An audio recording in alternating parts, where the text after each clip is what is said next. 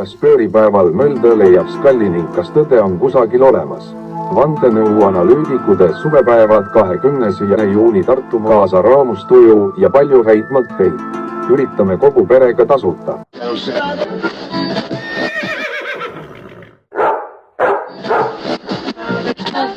Head isemõtlevad Eestimaa inimesed. 20-22 juuni Vahemetsa talu Sellenurme külas Tartumaal. Vandenõuanalüütikute suvepäeval.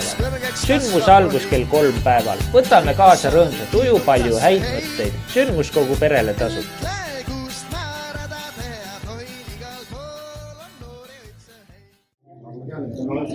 Õnnitlus uuele ilmakodanikule. Avanenud su ees nüüd aken. Maailm avar, suur ja lai. Täna laevas väike kapten, tahaks ikka saada pai. Tunned rõõmu oma kisast, naeru suiselt tuju lood. Imedagi tuleb nisast, kuidas muidu piima jood.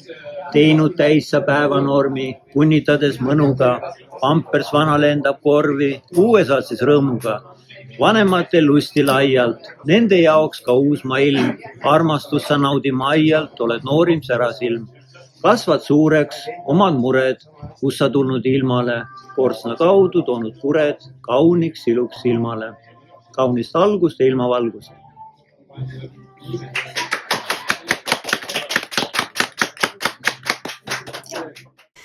Aitäh suvepäevadel osalejatele, pererahvale, toitlustajatele, muusikutele, laadamüüjatele, abikättele, annetajatele, pikatimeister Maarjole, korvimeister Heinole.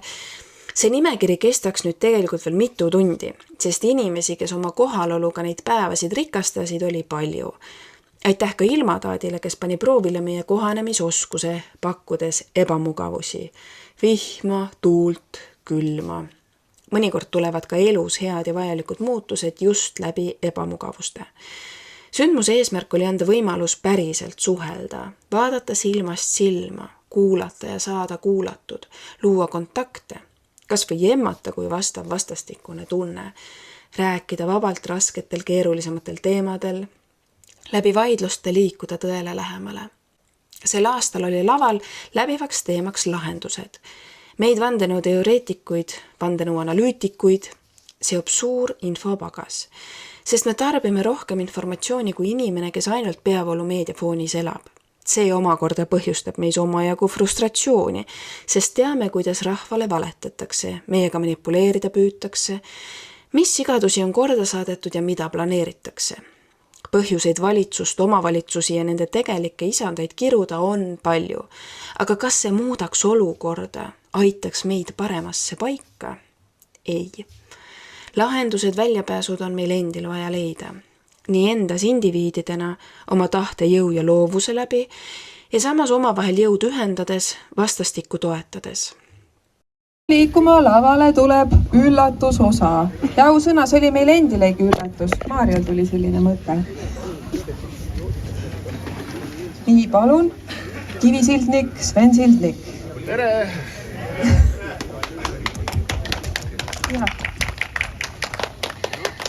Ja Kalle Grünthal, palun väga. Selline väike paneeli versioon, me ei ole seda ette valmistanud, nagu paljusid asju, mis siin on toimunud niimoodi. Et siis esiteks selline sümboolne nähtus, et on 3 esinejat ja 1 mikrofon. Moodsal ajal igal ühel on vähemalt 1, on ju.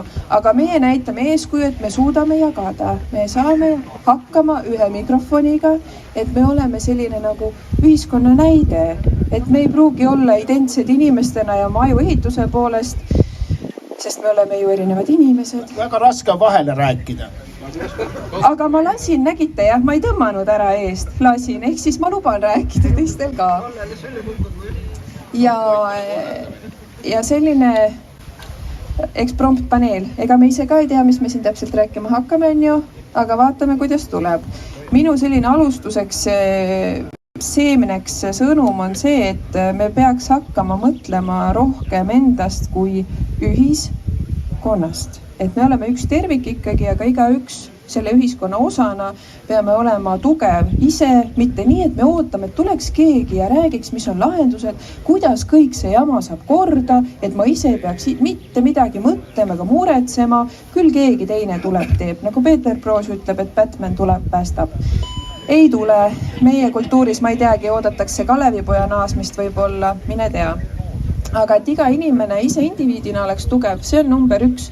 Ja kui need tugevad koonduvad, siis võib igasugu risudel, lõustadel, globalistidel ja nimetame kuidas tahes, võib õudsaks minna. Seda nad kardavad ja sellepärast üritatakse meid ka väga peenete võtetega omavahelises lõhestada, vastandada, vihka seda, vihka teist, homme on juba uus kampaania, keda nüüd tuleb vihata, kelle poolt, kelle vastu olla. Number 1 igasugu sellistes momentides on mitte valida poolt, sest kui sa valid poole, siis sa juba ei ole adekvaatne olukorra hindaja ja kõik need asjad ei olegi nii väga mustvalged. Tuleb säilitada kaine mõistus, kuulata oma sisetunnet, isegi kui see sisetunne ütleb midagi sellist, mille peale teised ütlevad, et loll oled või kuule see vaktsiin ju päästab sind ära, mis sa, kuidas ei tee nüüd. Et kui sisetunne ütleb, et see on jama, ei tee, siis ei tee ja kõik. Ja tegelikult me ei pea isegi väga palju õigustama oma otsuseid, sest me ise vastutame iseenda heaolu ja tervise eest. Aga ma siis siit paremalt käelt annan sõna edasi.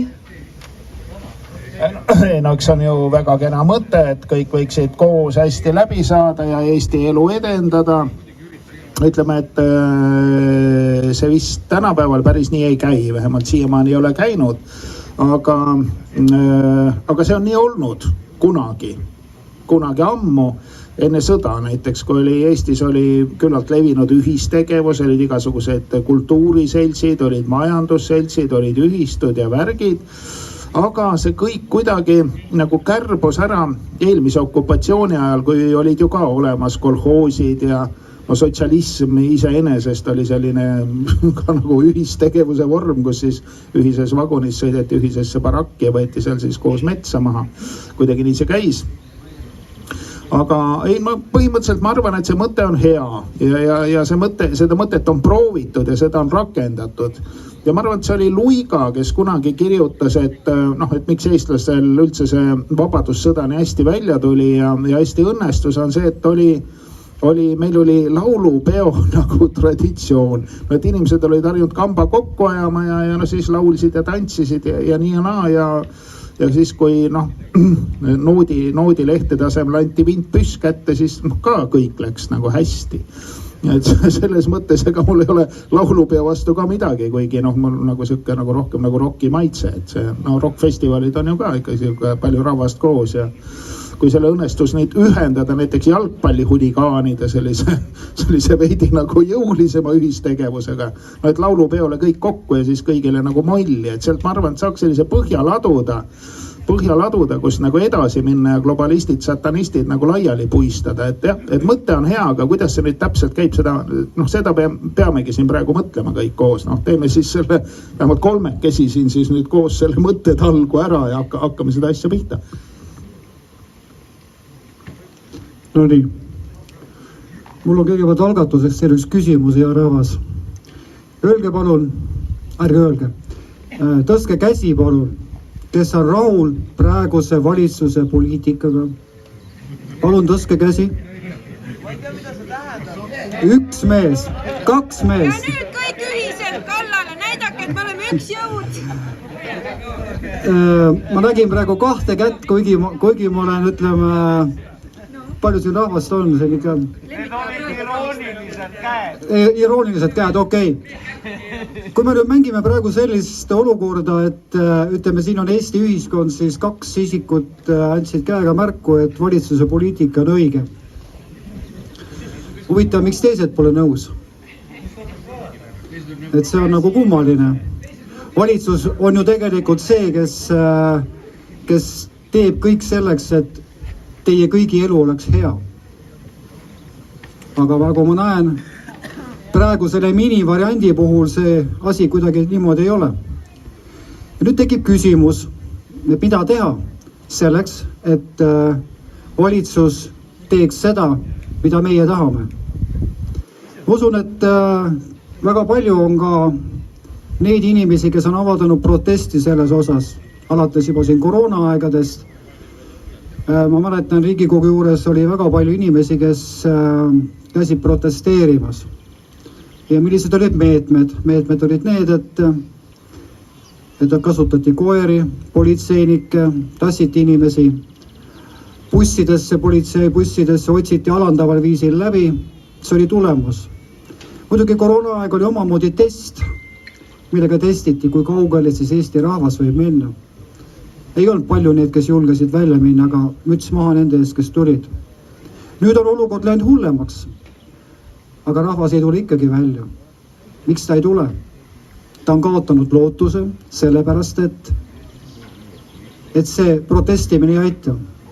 Ja meil on saadetud ju ka peavoolumeedia vahendusel ka mitmeid klippe selle kohta, mismoodi politsei ostis endale uued veekahurid ja mismoodi siis harjutatakse siis lamemaalasse peal seda kumminuia taktikat ja nii edasi. See on kõik selleks, et hoida teid vaos. Milline on siis lahend? Nädal või paar tagasi ametiühingud korraldasid seal protestimiitingu. Ametiühingud nii palju, kui meil on olemas, on venelaste raudteelaste ametiühing on. Ma küsisin käest, et miks te ei tee midagi muud? Streiki. Me ei saa. Me ühe korra tegime, meile esitati hagi miljoni euro peale. Ja siin on ka põhjus, miks pärast ametiühingud ei taheta lasta seda asja teha.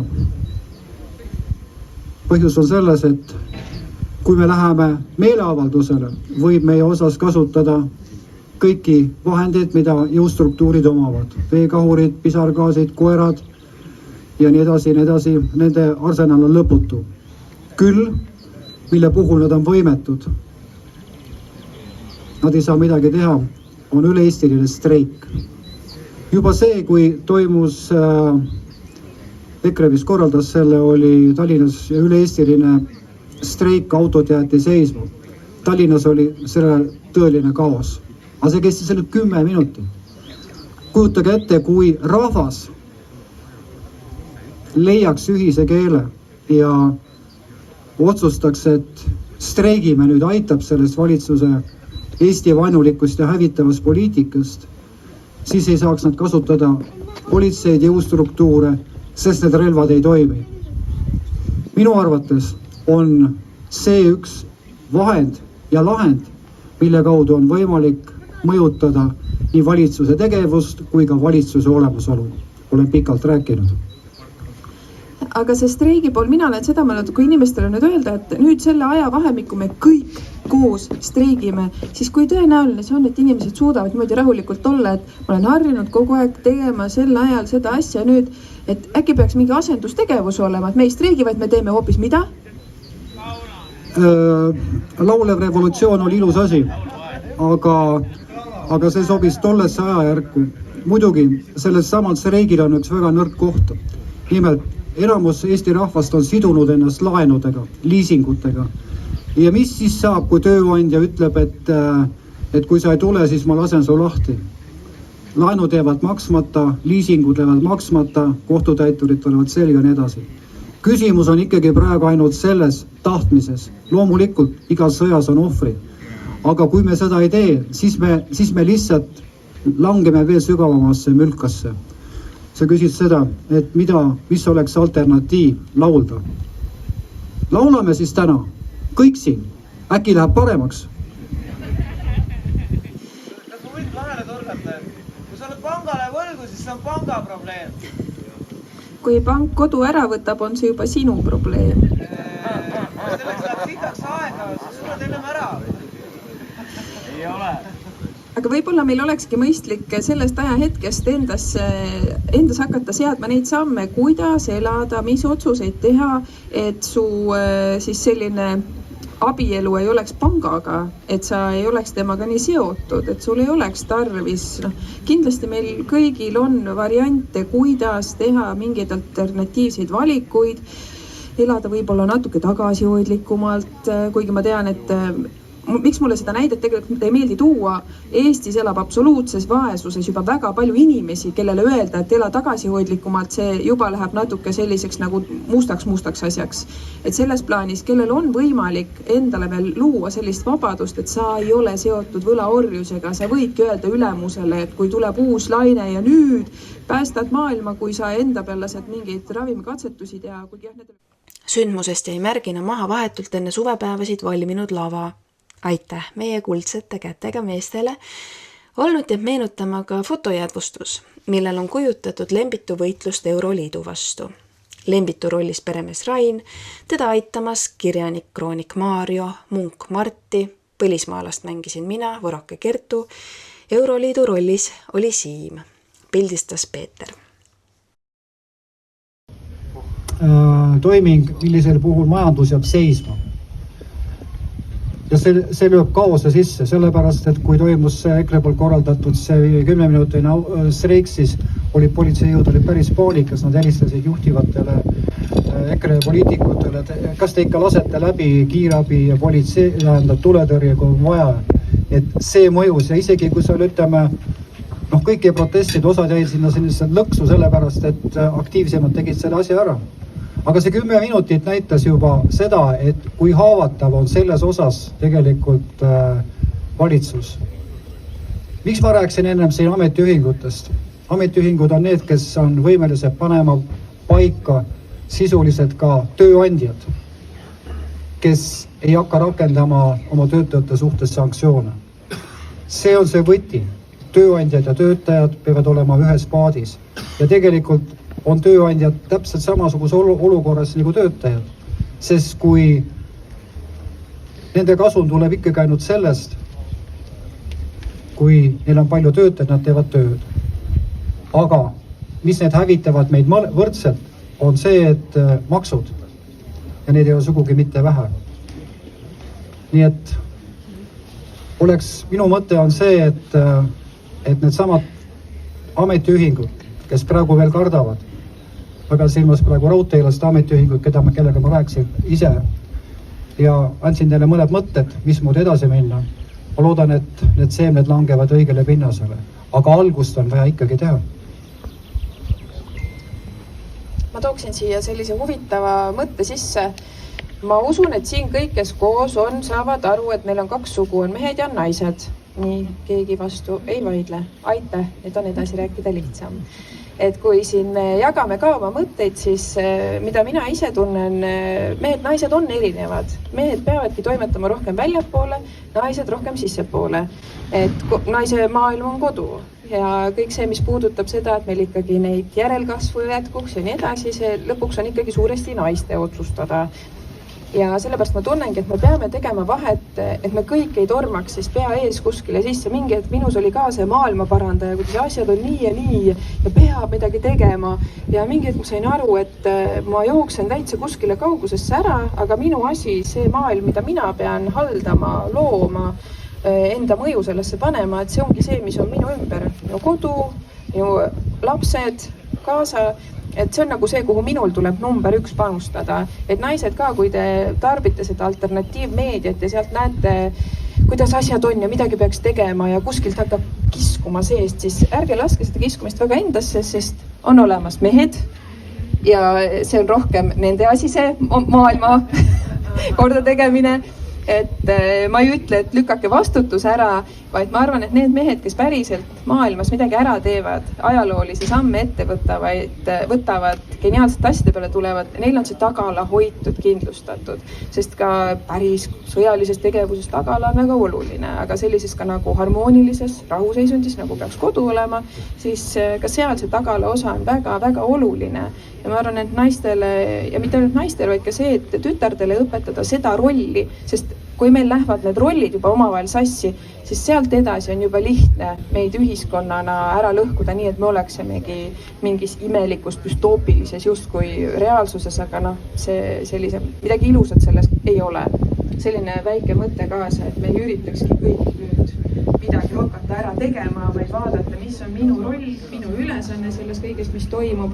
Ja ma ei ütle seda, et naised olge vait ja siin isegi ma olen kuulnud sellist koledat lauset, et naise koht on rusika ja pliidi vahel ja selliseid asju, noh. Ma kujutan ette, et on neid liberaalsete vaadetega või noh, need ei ole isegi liberaalsed, see on niisugune liberastia vorm pigem, kes kujutavad ette, et kui sa oled konservatiiv, et siis sa niimoodi suhtudki naistesse. Reaalsus on midagi muud, et kui konservatiividega suhelda, rääkida, siis seal sellist mentaliteeti ei ole. Et jah, pidasin vajalikuks seda ka ära öelda, sest inimestele meeldib lahterdada, sa oled see, siis sa oled selline, siis sa mõtled niimoodi. Ma arvan, et kui üldse mingit elutervet ellu suhtumist ja maailma käsitlust otsida, siis seda leiabki konservatiivide seast, sest see elu säilimine ongi ju see konserveerimine, säilitada, anda edasi. See ongi see, mis on tegelikult meie lootuskiir. Ja ma ei ütle siin, et kuidagi erakondlikult, et nüüd selle järgi valida, vaid iseenda tasandil valida see konservatiivne ellu suhtumine, oma valikuid teha niimoodi, et sa hoiaks, ei kahjustaks, säilitad, mõtled sammud ettepoole. Ja ma ei ütle seda, et me peame siis nagu konservid olema paigal ja niimoodi stagneeruma seal kuskil kinnises seisundis. Absoluutselt mitte. Konservatiivsus tähendab seda, et uuendused on teretulnud, aga nad peavad olema läbimõeldud, rahulikult läbimõeldud, mitte nii, et kõik, mis uus, see on ju tore ja hea ja kui ma kaasa ei tee, siis äkki keegi mõtleb, et ma olen mingi stagneerunud konservik. Selline väike mõte. Ja ma väga hästi haakun selle viimase mõttega, et kui tuleb mingi uus asi, siis see peaks nagu ilmtingimata hea olema. Noh, kirjanikuna ma olen väga sageni märganud, et hakatakse mingisuguseid uusi asju tegema ja see on lihtsalt uus teistmoodi pask. See ei tähenda, et see on midagi paremat. Et kõik teistmoodi uued asjad ei ole head asjad väga sageli ja suuremas osas nad ikkagi on halvad. Ja head asjad on need, mis on vanad ja ära proovitud ja mille peale võib olla kindel. Et see on selline hüsteeriline revolutsiooniline meelsus, nagu meil siin on saanud mingil põhjusel valdavaks, on ju täiesti ebapraktiline ja mõistuse vastane. Aga mis mind ennast nagu praeguste arengute juures nagu iseäranis nagu huvitab, on see, et me ilmselt kõik oleme sellega ühte meelt, et elu läheb raskemaks ja halvemaks, et meil on majandus on väga kehvas olukorras, ma ei tea, kas 3-4 aastat tiksub vaikselt allapoole ja energiahinnad on nagu tänu mingistele roheidiootidele ja kliima nagu debiilikutele nagu mõistuse vastaselt kallid. Ja maksud tõusevad nagu, ma ei tea, kas just iga kuu, aga aastast päris mitu korda. Ja praegu ei ole asi veel kõige hullem, et majandusinimesed ütlevad, et nende maksude ja koormiste mõju saab olema täiesti selge, kus nad kõik on rakendatud ja nad on oma mõju juba avaldanud kuskil järgmisel jaanipäeval, ütleme aasta pärast saab siis olema see põhi käes. Ja et siis on nagu tunda, mis siin nagu käsil on, et siis on laks nagu korralik. Et aga seda jutut nagu eriti kellegile rääkida, sest ega inimene üldiselt nagu ei mõtle nagu asjade üle järgi. Talle võid igasugust asja rääkida, ta teeb ikka nii, nagu ta teeb, ta on nagu ta on ja kui ikka aktuaalne kaamera ütleb, et nii on õige, siis ongi õige ja vaielda nagu praktiliselt võimalik.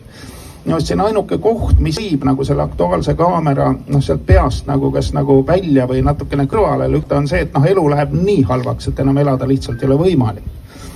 Et ma ei tea, minu selline lihtsustatud arusaam on küll selline, et inimene hakkab mõtlema asjade üle siis, kui ta enam ilma mõtlemata edasi ei saa, et kui ikka juba põleb. Et asi on nagu täiesti nagu pekkis, see aeg on nüüd lähemal, järgmine aasta siis näeme, kui halvaks ta nüüd tegelikult läheb. Paljud firmad lähevad kindlasti veel õhtule ja väga paljud inimesed kaotavad töö ja sellised usinamad siis põgenevad siit nagu rotituppu. Et jäävad ilmselt ka vähem, ja kuidas nad siis siin hakkama saavad. Et kõik see on väga huvitav. Siis ta kutsus sinna, tegi nagu sellise ürituse, et kutsus sinna linnavalitsuse mingisugused kommunistid kokku. Ja siis mina nagu rääkisin, mis toimus linna peal nende haldusalas, et oli päris nagu tore kirjanduslik üritus. Et siis ikkagi kirjanikud ei olnud sellised limukad, nagu nad praegu on. Et selles mõttes, minul on nagu helged lapsepõlve mälestused ja ma tahan, et noortel ka midagi oleks vastu panna. Et Madin ikka käis väikest viisi. Aga kui vaadata nagu veel kaugemale tagasi, et Eesti on ju olnud orjastatud ikkagi, ma ei tea, 700, nüüd vist juba 800 aastat ja jätkub. ja meist on siin üle käinud, eks ole, rootslased ja taanlased ja sakslased ja venelased mitu korda ja sakslased ka mitu korda ja siin on olnud Hansavõim ja mis siin veel kõik on, orduvõim ja paavstivõim veel kohati ja piiskopid ja neid võime on palju ja Laigna on nad kõik ilusti üles lugenud, ma ei tea, kas need on 17 või 18 jah. Tänan täpsustuse eest ja ütleme, et enamus nendest võõrvõimudest ei ole ju kukkunud tänu sellele, et eestlased võtsid hangud ja viglad ja peksid selle kuradi jama laiali kõik. Et see pask vajus ise laiali, üldiselt, siiamaani on see nagu niimoodi olnud. See selleks, aga ütleme, et tulevad ja lähevad ja kui sa oled nagu joones ja sünnitad lapsi ja külvad kardula maha, vanasti oli muud asjad, naerid olid kartulite asemel, et see üleelamine on ka ikkagi selline strateegia, mis on Eestis väga nagu pikka aega väga jõuliselt nagu töötanud, et tulevad siia, ajavad mingisugust ila, teevad elu parajaks põrguks, ja siis kaovad nagu kõik teisedki. Ja ma arvan, et see läheb praegu täpselt samamoodi, et ega see lollus, see nõme satanistlik maailmakord, mida nad siin ehitavad, omad tuulikutes süstimist. Suvepäevadel oli rõõm näha perekondasid, noori inimesi. See oli rõõm nii minule kui eakamatele osalejatele, sest nad vajavad teadmist, et elu läheb edasi. Elada, mõelda ja väljendada julgevaid eestlasi kasvab peale. Suureks lootuskiireks oli ka vaatepilt lastest, kes ei viibinud nutiseadmetes, kellel polnud igav. Nad mängisid, jooksid, sõitsid jalgratastega, püüdsid kala, said omavahel sõpradeks. Osalejad igas vanuses said oma meeltele kergust pakkuda. Lauldes, tantsides, saunas käies, ujudes ja nii edasi. Seda kõike meie kauni looduse keskel. Kes kui palju neid võimalusi kasutas, oli ka ühe enda teha. Järgmised suvepäevad on juba midagi iseenesest mõistetavat, et sellist kokkusaamist on vaja, oli õhus terve sündmuse vältel ja kajastub tagasiside kommentaarides, kirjades ning kõnedes tänase päevani. Teatud mõttes oli sündmus ainukordne, kordumatu, sest video jäädvustasime vaid väikest osa toimunust. Kes olid kohal, kannavad neid elamusi ja kogemusi endaga kaasas veel kaua. Ja aitäh kuulaja, et tunned huvi vandenõuanalüütikute teema vastu. Kes leiavad mahti süveneda, mõistavad, et sildi taga on midagi palju enamat. Lootuskirses pimedas ajas, süngetes väljavaadetes. Kertule lisaks soovin ma öelda, et väga hea meel oli mul näha, et hoolimata vihmasest ilmast oli meid taas nii palju kokku tulnud, mis näitab, et Eestimaa inimeste ühendamine ühtseks tervikuks kannab vilja. Ma tänan Raini ja Birgitit, kes on lasknud sellel imelisel sündmusel nende koduhoovis aset leida. Samuti tänan ma kogu meie suurepärast mees- ja naiskonda, kes on sellesse üritusse juba 2 aastat tugevalt panustanud. Suured tänud kõigile. Saate lõpetab Olav Hänilane oma luuletusega. Peatse kohtumiseni. Ja on ühte isamaalist lugu ka. Ma siin lugesin ju. Äkki tuleb veel, sest seda ei saanud salvestada.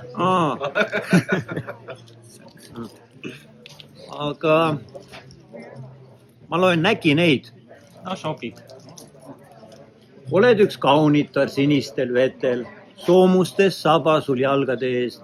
Tahaksin püüda ja leida sind hetkel, oskaksin otsida lainete seest.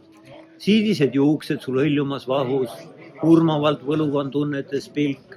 Olla võid sügavais vetes sa rahus, vetlik on sädelev lainete selk. Vaatan su silmade selkivad sära, tunnetes võluvais sulan ma seest. Ei suuda silmi sul pöörata ära, olen ka ise vist sõltunud veest.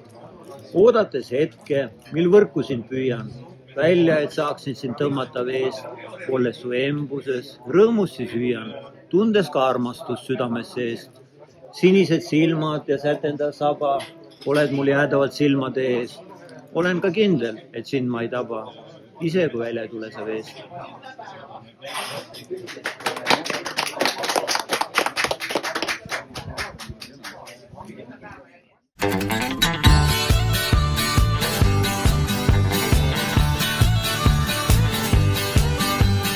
Ja sünnipäevaks kõrgeks kasvab rohi.